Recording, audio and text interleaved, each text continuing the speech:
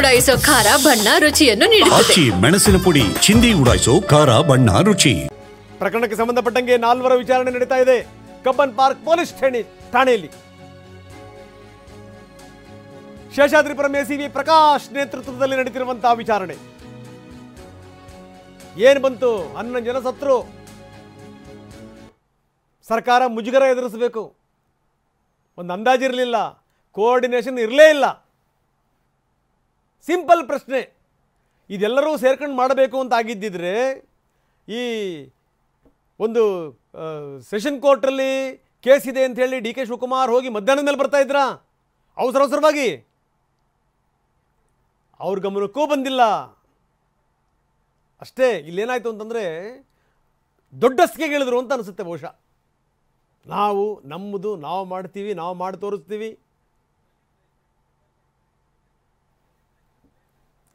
ನಿಮ್ಮ ಯೋಗ್ಯತೆ ಇದೆಯಲ್ಲ, ಆ ಯೋಗ್ಯತೆ 4 ಜನರನ್ನು ಬಲಿ ಹಾಕಿಬಿಡ್ತಲ್ಲ, ಅದನ್ನು ಹೇಳಿ. ಬನ್ನಿ, ನಮ್ಮ ಪ್ರತಿನಿಧಿ ಪ್ರದೀಪ್ ಈಗ ನಮ್ಮೊಂದಿಗೆ ನೇರ ಸಂಪರ್ಕದಲ್ಲಿದ್ದಾರೆ. ಪೊಲೀಸ್ ಸ್ಟೇಷನ್ನ ಮುಂಭಾಗದಲ್ಲಿದ್ದಾರೆ. ಪ್ರದೀಪ್, ಬಹಳ ಗಮನಿಸಬೇಕಾದಂಥ ಸಂಗತಿ, ಈಗ 4 ಜನರನ್ನು ಈಗ ವಿಚಾರಣೆಗೆ ಒಳಪಡಿಸಲಾಗಿದೆ. ತೀವ್ರ ವಿಚಾರಣೆ. ನಿನ್ನೆ ಮಧ್ಯಾಹ್ನದಿಂದ ನಾವು ನೋಡ್ತಾ ಇದ್ವಿ ಪ್ರದೀಪ್. ಸರ್ಕಾರ ಬಹಳ ಆಕ್ಟಿವ್ ಆಗಿದೆ. ಬೇರೆ ಬೇರೆ ಭಾಗಗಳಿಂದ ತನಿಖೆ ಶುರುವಾಗಿದೆ. ಈಗ ಆ ತನಿಖೆಯ ಒಂದು ಭಾಗ 4 ಜನರ ವಿಚಾರಣೆ, ಪ್ರಕಾಶ್ ನೇತೃತ್ವದಲ್ಲಿ ಆಗ್ತಿರುವಂಥ ವಿಚಾರಣೆ. ಏನಿದೆ ಹೆಚ್ಚಿನ ವಿವರ ಪ್ರದೀಪ್?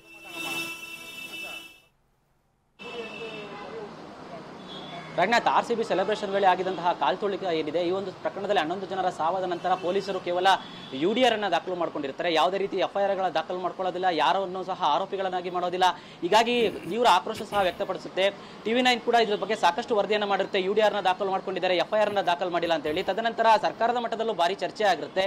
ಹೀಗಾಗಿ ನಿನ್ನೆ ಮಧ್ಯಾಹ್ನದ ನಂತರ FIR ಕಬ್ಬನ್ ಪಾರ್ಕ್ ಪೊಲೀಸ್ ಠಾಣೆಯಲ್ಲಿ ದಾಖಲಾಗುತ್ತೆ. ತದನಂತರ ರಾತ್ರಿ CM ಕೂಡ ಈ ಬಗ್ಗೆ ಸುದ್ದಿಗೋಷ್ಠಿಯನ್ನು ಮಾಡ್ತಾರೆ. ಕ್ಯಾಬಿನೆಟ್ ಸಭೆ ಆದ ನಂತರ ಅಲ್ಲಿ CM ಖುದ್ದು ಹೇಳ್ತಾರೆ, ಈ ಒಂದು ಆರೋಪಿಗಳು ಏನಿದ್ದಾರೆ ಎಲ್ಲರನ್ನು ಸಹ ಬಂಧನ ಮಾಡೋಕೆ ನಾನು ಸೂಚಿಸಿದ್ದೀನಿ ಅಂತ ಹೇಳ್ತಾರೆ. CIDಗೆ ವರ್ಗಾವಣೆ ಮಾಡಿದ್ದೀನಿ ಅಂತ ಹೇಳ್ತಾರೆ. ಆಗ್ಲೇನೆ ಸಹ ಇಲ್ಲಿನ ಬೆಂಗಳೂರಿನ CCB ಪೊಲೀಸರು ಮತ್ತು ಕಬ್ಬನ್ ಪಾರ್ಕ್ ಪೊಲೀಸರು ಜೊತೆಗೆ ಶೇಷಾದ್ರಿಪುರಂ ಉಪವಿಭಾಗ ಏನ್ ಬರುತ್ತೆ ಎಲ್ಲ ಪೊಲೀಸರು ಸಹ ಕಬ್ಬನ್ ಪಾರ್ಕ್ ಪೊಲೀಸರ ಜೊತೆಗೆ ಸೇರಿ ಈಗ ಈ ಒಂದು ಪ್ರಕರಣದಲ್ಲಿ ಆರೋಪಿಗಳು ಅಂತ ಯಾರಿದ್ದಾರೆ ಅಂದ್ರೆ RCB ಮ್ಯಾನೇಜ್ಮೆಂಟ್ ಮತ್ತೆ DNA ಮ್ಯಾನೇಜ್ಮೆಂಟ್ ಜೊತೆಗೆ ಏನು KSE ಅಂದ್ರೆ ಕರ್ನಾಟಕ ಕ್ರಿಕೆಟ್ ಅಸೋಸಿಯೇಷನ್ ಮ್ಯಾನೇಜ್ಮೆಂಟ್ ನ ಪದಾಧಿಕಾರಿಗಳು ಎಲ್ಲರನ್ನು ಸಹ ರಾತ್ರಿಯಿಂದನೇ ಹುಡುಕಲಿಕ್ಕೆ ಶುರು ಮಾಡ್ತಾರೆ. ಅದರಲ್ಲಿ 4 ಆರೋಪಿಗಳು ಅಂದ್ರೆ RCB ಮತ್ತು DNA ಮ್ಯಾನೇಜ್ಮೆಂಟ್ ನ 4 ಆರೋಪಿಗಳು ಏರ್ಪೋರ್ಟ್ ಅಲ್ಲಿ ಸಿಕ್ಕಿ ಬೀಳ್ತಾರೆ. ಅವರ ಒಂದು ಏನು ಫೋನ್ ಅನ್ನು ಆಧರಿಸಿ, ಅವರ ಕರೆಗಳನ್ನು ಆಧರಿಸಿ ಅವ್ರನ್ನ ಏರ್ಪೋರ್ಟ್ ಅಲ್ಲಿ CCB ಮತ್ತು ಶೇಷಾದ್ರಿಪುರಂ ಉಪಯೋಗದ ಪೊಲೀಸರು ಬಂಧನ ಮಾಡಿ ಬೆಳಗಿನ ಜಾವ ಕಬ್ಬನ್ ಪಾರ್ಕ್ ಪೊಲೀಸ್ ಠಾಣೆಗೆ ಕರ್ಕೊಂಡ್ ಬಂದಿದ್ದಾರೆ. ಸದ್ಯಕ್ಕೆ ನಾನೀಗ ಕಬ್ಬನ್ ಪಾರ್ಕ್ ಪೊಲೀಸ್ ಠಾಣೆಯಲ್ಲೇ ಇದ್ದೀನಿ. ಇದೇ ಒಂದು ಕಬ್ಬನ್ ಪಾರ್ಕ್ ಪೊಲೀಸ್ ಠಾಣೆಯಲ್ಲಿ ನಿನ್ನೆ ಈ ಒಂದು ಆರೋಪಿಗಳು 3 ಸಂಸ್ಥೆಗಳ ವಿರುದ್ಧ ಪ್ರಕರಣ ದಾಖಲಾಗಿತ್ತು. ಅಂದ್ರೆ ಈ ಒಂದು ಠಾಣೆಯ ಇನ್ಸ್ಪೆಕ್ಟರ್ ಗಿರೀಶ್ ಅವರು ಕೊಟ್ಟ ದೂರಿನಡಿ FIR ದಾಖಲಾಗಿತ್ತು. ಯಾಕಂತ ಹೇಳಿದ್ರೆ ಚಿನ್ನಸ್ವಾಮಿ ಕ್ರೀಡಾಂಗಣ ಬರುವಂತದ್ದು ಕಬ್ಬನ್ ಪಾರ್ಕ್ ಪೊಲೀಸ್ ಠಾಣೆಯ ವ್ಯಾಪ್ತಿಗೆ. ಹೀಗಾಗಿ ನಿನ್ನೆ FIR ದಾಖಲಾದ ಮೇಲೆ ರಾತ್ರಿ ಇಡೀ ಕಾರ್ಯಾಚರಣೆಯನ್ನು ನಡೆಸಿದಂತಹ ಪೊಲೀಸರು ಈಗ 4 ಬಂಧಿಸಿ RCB ಮತ್ತು DNA ಮ್ಯಾನೇಜ್ಮೆಂಟ್ ನ ಏನು ಮ್ಯಾನೇಜರ್ ಇರ್ಬೋದು ಮತ್ತೆ ಇನ್ನು ಕೆಲವು ಸಿಬ್ಬಂದಿಗಳು 4 ಜನರನ್ನು ಸಹ ಬಂಧಿಸಿ ಈಗ ವಿಚಾರಣೆಯನ್ನು ನಡೆಸ್ತಾ ಇದ್ದಾರೆ. ACB ಮತ್ತು 3 ಜನ ಇನ್ಸ್ಪೆಕ್ಟರ್ಗಳ ನೇತೃತ್ವದಲ್ಲಿ ಅವರ ವಿಚಾರಣೆ ನಡೀತಾ ಇದೆ. ಜೊತೆಗೆ ಈಗೇನು ಅರೆಸ್ಟ್ ಆಗಿದೆ, ಇದು ಸಂಬಂಧಪಟ್ಟಂತಹ ಪ್ರೊಸೀಜರ್ಗಳೇನಿದೆ ಮತ್ತು ಅವ್ರನ್ನ ನ್ಯಾಯಾಲಯಕ್ಕೆ ಹಾಜರುಪಡಿಸಿ ಮತ್ತೆ ಅವ್ರನ್ನ ವಶಕ್ಕೆ ಪಡ್ಕೊಂಡು ಮತ್ತಷ್ಟು ವಿಚಾರಣೆ ಮಾಡಬೇಕಾಗಿದೆ. ಇದ್ರ ಜೊತೆಗೆ CIDಗೆ ಕೇಸು ವರ್ಗಾವಣೆ ಆಗುವ ಸಾಧ್ಯತೆ ಕೂಡ ಇರುವಂತದ್ದು.